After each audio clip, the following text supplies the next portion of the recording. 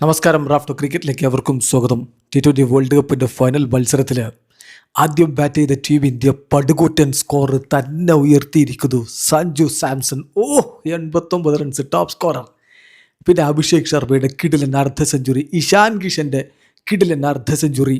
പിന്നെ ഒരു തകർച്ച സംഭവിച്ചെങ്കിലും ഒടുവിൽ മിന്നൽ, പിണറായി, ശിവൻ ദ്യൂബ് എല്ലാം കൂടി ചേരുമ്പോൾ, എല്ലാവരുടെ കിടിലൻ സംഭാവനകൾ കൂടി ചേരുമ്പോൾ നിശ്ചിത 20 ഓവറുകൾ 5 വിക്കറ്റിന് ഇന്ത്യ 255 റൺസാണ് അടിച്ചിരിക്കുന്നത്. പടുകൂറ്റൻ സ്കോർ തന്നെയാണ്. 15 ഓവറിൽ 200 കടന്നപ്പോൾ നമ്മൾ 270 ഒക്കെ പ്രതീക്ഷിച്ചു. പക്ഷേ ജിമ്മി നീഷമിൻ്റെ ആ ഓവറിൽ സഞ്ജു പോയി, പിന്നാലെ ഇഷാൻ കിഷൻ പോയി, അതിന് പിന്നാലെ ഹാർദിക് പാണ്ഡ്യയും സൂര്യകുമാർ യാദവും പോയി. നമുക്ക് 3 വിക്കറ്റുകളാണ് ആ 16ാമത്തെ ഓവറിൽ നഷ്ടമായത്. അത് നമ്മുടെ കുതിപ്പിനെ ഒന്ന് സ്ലോവിലാക്കി. പിന്നെ 16 പന്തുകളിൽ ഒരു ബൗണ്ടറി ഡൗട്ട് അതിന് പിന്നാലെ വന്നു. പിന്നെ ഹാർദിക് പാണ്ഡ്യയുടെ 4ഉം 6ഉം ഒക്കെയാണ് ആ ബൗണ്ടറി ഡൗട്ട് അവസാനിപ്പിച്ചത്.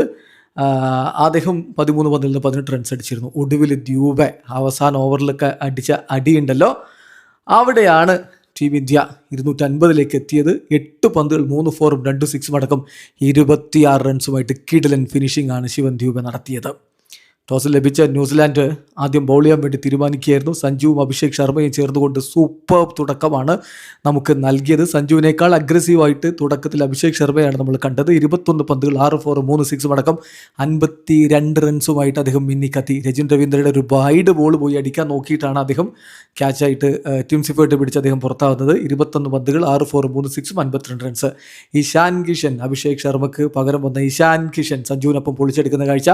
25 പന്തുകൾ 4 4 4 6 അടക്കം അദ്ദേഹം 54 റൺസ് അടിച്ചാണ് മടങ്ങിയത്. പക്ഷേ അതിനു മുമ്പ് സഞ്ജു മടങ്ങിയിരുന്നു. സഞ്ജു സെഞ്ചുറിയിലേക്ക് എന്ന് തോന്നിച്ചതാണ്. കിടിലൻ പ്രകടനം നടത്തി 8 സിക്സറുകൾ ആ ബാറ്റിൽ നിന്ന് വന്നു. 5 4ഉം 8 സിക്സറും അടക്കം 46 പന്തിൽ 89 റൺസാണ് അദ്ദേഹം നേടിയത്.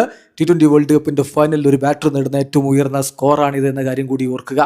നിരാശപ്പെടുത്തിയത് സൂര്യകുമാർ യാദവാണ്. അദ്ദേഹം ഗോൾഡൻ ഡക്കായി. ഹാർദിക് പാണ്ഡ്യ 13 പന്തുകൾ 1 4ഉം 1 6ഉം അടക്കം 18 റൺസ് അടിച്ചപ്പോൾ തിലക് 6 പന്തിൽ 8 റൺസുമായിട്ട് പുറത്തായിരുന്നു. ശിവൻ ദ്യൂബയുടെ ആ ഒരു ഫിനിഷിംഗ് ടച്ച്. അവസാന ഓവർ നോക്കുക, 4 6 6 4 .4 അങ്ങനെ 24 റൺസ് അവസാന ഓവറിൽ അടിച്ചിടത്താണ് ടീം ഇന്ത്യ 250 കടന്നത്. ശിവൻ ദ്യൂബെ 8 പന്തുകൾ 26 റൺസ് നോട്ട് ഔട്ട്. 20 ഓവറുകൾ കഴിയുമ്പോൾ 5 വിക്കറ്റിന് ഇന്ത്യ 255 റൺസാണ് ഇവിടെ കുറിച്ചിരിക്കുന്നത്. തീർച്ചയായിട്ടും ഈ പിച്ചിൽ റൺ ഒഴുകും. 2ാം ഇന്നിങ്സിൽ ഡ്യൂ ഒക്കെ കൂടി ചേരുമ്പോൾ അവർക്ക് ബാറ്റ് ചെയ്യാൻ ഒന്നുകൂടി എളുപ്പമായിരിക്കും.